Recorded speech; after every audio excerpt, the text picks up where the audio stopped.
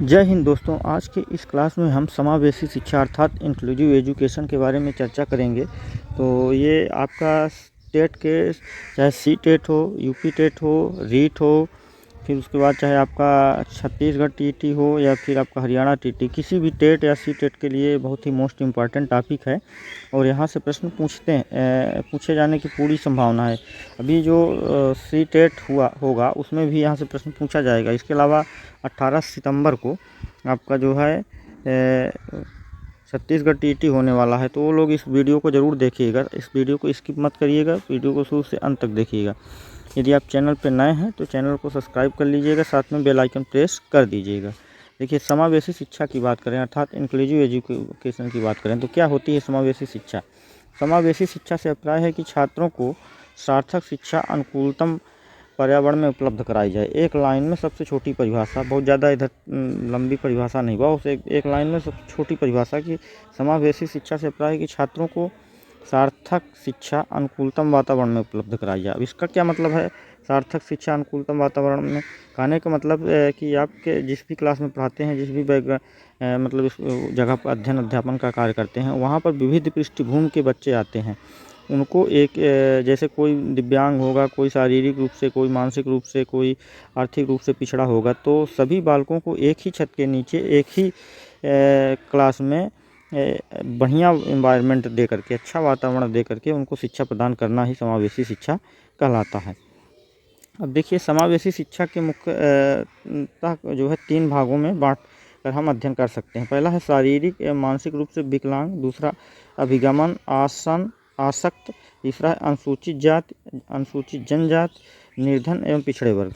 तो समावेशी शिक्षा के अंतर्गत 3 तरह के हम वर्ग कैटेगरी को बांट करके अध्ययन कर सकते हैं। पहला, अब देखिए, शारीरिक एवं मानसिक विकलांग क्या है? ऐसे बच्चे जिनके हाथ नहीं है, जिनके पैर नहीं है, या फिर दिमाग से कमज़ोर है या मानसिक रूप से क्षतिग्रस्त है, तो ऐसे बच्चों को जो है शारीरिक या मानसिक की श्रेणी में रखते हैं और इन बच्चों को भी समावेशी शिक्षा के अंतर्गत पढ़ाने की बात कही। तीसरा है अभिगमन एवं आसक्त।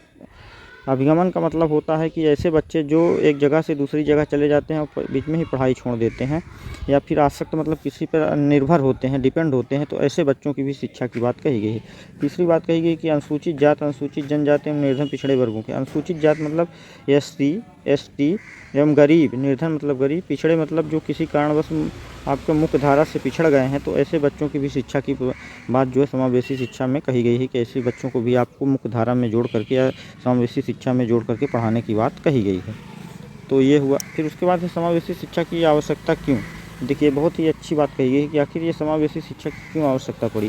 तो देखिए, इसके कई कारण हैं। एक तो सामान्य मानसिक विकास है, दूसरा है सामाजिक एकीकरण है, तीसरा है शैक्षिक एकीकरण है, चौथा है समानता के सिद्धांत के अनुपालन है, फिर 5वां है फिजूल खर्ची कम करने हो। देखिए, पहली बात करते हैं, तो पहली बात इसमें कहा गया है कि सामान्य मानसिक विकास है। देखिए, बच्चा जब स्कूल पहुंचता है तो ज़रूरी नहीं कि सभी बच्चे एक ही पृष्ठभूमि के हों, अलग अलग पृष्ठभूमि के होते हैं।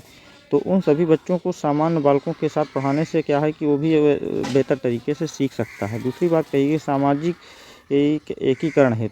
देखिए, आपके इस समाज में SC ST OBC जनरल ये तमाम कैटेगरीज हैं, विभिन्न धर्म जाति संप्रदाय के लोग हैं।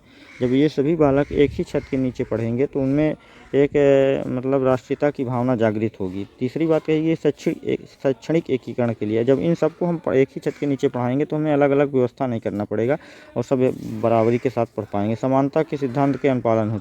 और चौथी बात कही गई समानता। समानता क्या है कि चाहे वो ऊंच नीच की भेदभाव या छुआछूत की भेदभाव ना हो, सबको एक ही छत के नीचे एक ही क्लासरूम में पढ़ाने से उनमें समानता आएगी। फिजूल खर्ची मतलब यदि ऐसा करेंगे तो हमें जो है एक्स्ट्रा मनी नहीं खर्च करना पड़ेगा और हम आसानी से एक ही व्यवस्था में ये सब कर पाएंगे। तो ये हो गया। फिर उसके बाद समावेशी शिक्षा के उद्देश्य, ऑब्जेक्ट ऑफ इंक्लूसिव एजुकेशन, इसके क्या उद्देश्य हैं?